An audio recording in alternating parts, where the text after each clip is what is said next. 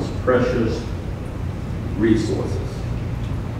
And each and every one of us, whether we have children in the system or not, have an obligation, a responsibility, and a duty to make sure that each child in this great state of ours has an opportunity to become a successful and productive citizen. Under no circumstances should we play games with educating our most precious resources. We've used federal dollars for previous years to try and limp through. And I say limp because you heard from the very first presentation and you saw the faces of the students and the people impacted.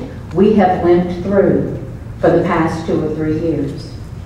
We cannot continue to limp.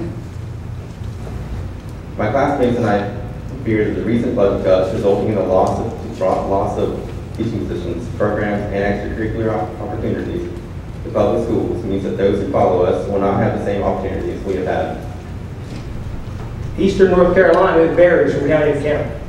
When you start talking about $2.9 billion of discretionary cuts to a place like Sampson County, where 82% of the budget comes from the state,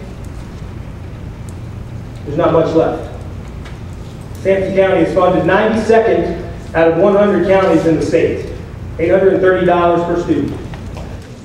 We have to have an educated workforce, and that means we have to invest in public education. And the trend over the last couple of years has been anything but encouraging.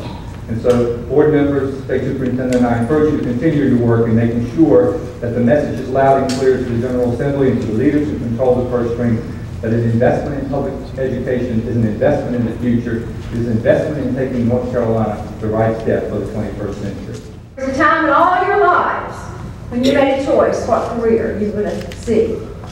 You got to choose. You decided that you wanted to be those that opened up the world of opportunity for not just thousands, but for hundreds and hundreds and hundreds of thousands of children that the public schools in North Carolina come in contact with over a generation. You did that in a time of plenty for many of you. You're willing to make sacrifices, you're willing to make tough choices, you're willing to do what you have to do with your local board to make it work.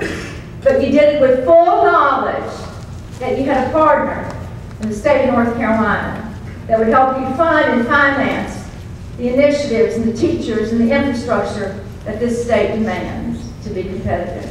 You're doing your job, and I ask the General Assembly to do theirs, fund education.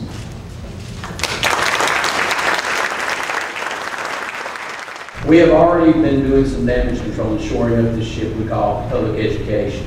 The federal government gave us dollars to shore our ships up, and now it's time for the state to step up to the plate to fully fund K-12 education in our state. As Governor Perdue and Judge Cole had alluded to earlier, there are some non-negotiables in the state constitution. You'll see the word shall, will. It is a duty for the state legislators to fully fund public education in our state if our children are even going to be competitive this day and time.